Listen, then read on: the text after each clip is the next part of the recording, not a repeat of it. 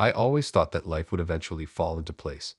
I believed that if you worked hard, stayed faithful, and did everything by the book, the universe would reward you with happiness. My name is Adam, and I'm here to tell you how everything I thought I knew about love, trust, and commitment was shattered by the one person I trusted most. But let me start at the end. I found myself sitting in a cold, sterile office, clutching a piece of paper that would forever change the course of my life. My heart pounded in my chest as I read the results again and again, praying that I had misread the words. But there it was in black and white. The child my wife claimed was mine wasn't. The DNA test confirmed it. I had been living a lie, manipulated by the woman I had vowed to love for better or worse. I just didn't know the worst would be this bad. It all started with what felt like the best news of my life. After 3 years of marriage, my wife Emma came home one evening, her face glowing with excitement. She took my hands, placed them on her stomach, and said the words I had longed to hear: Adam, I'm pregnant. In that moment, everything in my world shifted. I was about to become a father. The idea of creating a family with Emma, the woman I loved more than anything, felt like the culmination of our love story. But looking back now, I see that was the first hook in her twisted game. A game I didn't even realize I was playing. As the months passed, Emma's pregnancy progressed normally, or at least, it seemed to. She started experiencing morning sickness. Her belly began to grow, and we attended all the routine checkups. But something began to gnaw at the back of my mind, a whisper of doubt I couldn't shake. Emma's behavior changed. She became more secretive, spending more time on her phone and disappearing for long stretches with vague excuses. Just running errands, she'd say. When I pressed her about it, she brushed me off, claiming it was just pregnancy hormones making her feel anxious. One night, as she slept beside me, I noticed her phone buzzing constantly with notifications.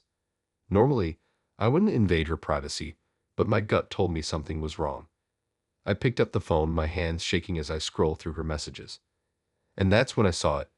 Texts from a man named Jason. I felt my heart drop. Can't wait to see you tomorrow, he had written. I miss you. I didn't confront her immediately. I needed more proof, more certainty. Maybe I was overreacting. Maybe it was just a friend. Right? The next few weeks were unbearable. I watched Emma closely, trying to catch her in a lie. My mind was spiraling, but I couldn't bring myself to accuse her without more evidence. I didn't want to be that guy, the paranoid husband who ruins his marriage because of insecurity. Then one evening, everything changed. Emma announced she was going to visit her friend for a girls' night out. I nodded and pretended to believe her, but something inside me snapped. I followed her. Sure enough, she didn't go to her friend's house. She drove across town and pulled up to a small, dimly lit bar. And there he was, Jason, the man from the texts. I watched from the shadows as they embraced, the two of them completely oblivious to my presence. My stomach churned as I saw her lean in and kiss him. At that moment, the ground beneath me felt like it had vanished. I didn't confront her right then. I needed to process what I had just witnessed. I drove home in silence, my mind racing. Why would she do this? Was the pregnancy even real? Was I even the father? When she returned that night, I acted like everything was normal. But inside, I was dying. Every smile she gave me felt like a lie. Every time she touched her belly and talked about our baby, I wanted to scream. But I held it in, waiting for the right moment. A week later, I couldn't take it anymore. I confronted her. Who is Jason?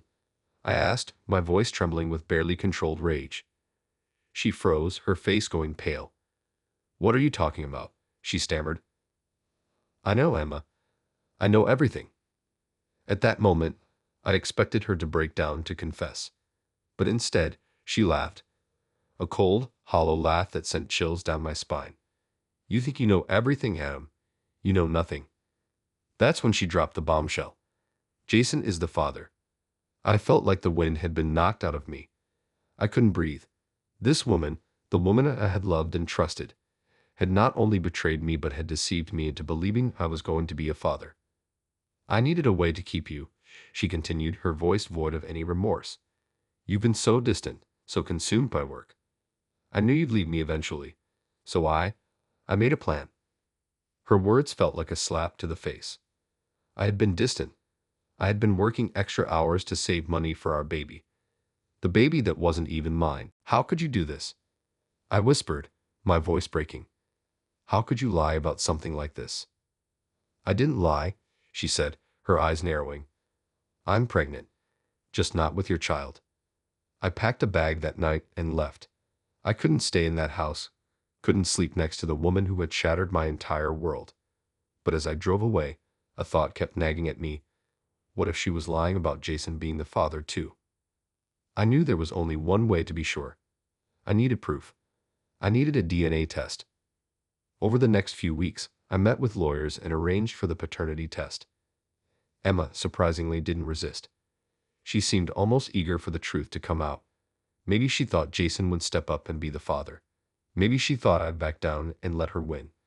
But I wasn't going to give her the satisfaction. The day the DNA results came in was the day everything became clear. I sat in that cold, sterile office, staring at the words that confirmed what I feared. I wasn't the father. Jason wasn't the father either. Emma had been with multiple men. I felt a strange sense of relief and devastation all at once. At least I had my answer. But the betrayal cut deeper than I ever thought possible. She had used this pregnancy to manipulate me, to control me, to keep me trapped in a marriage that was built on lies. I filed for divorce the next day. Emma tried to fight it, claiming she was sorry, that we could still raise the baby together. But I was done. I couldn't trust her anymore. Every word out of her mouth felt like another lie, another manipulation. As I sit here now, months later, writing this story, I can finally say that I've moved on. It wasn't easy, and the scars are still there, but I've learned something important. Trust is the foundation of any relationship. Without it, everything crumbles.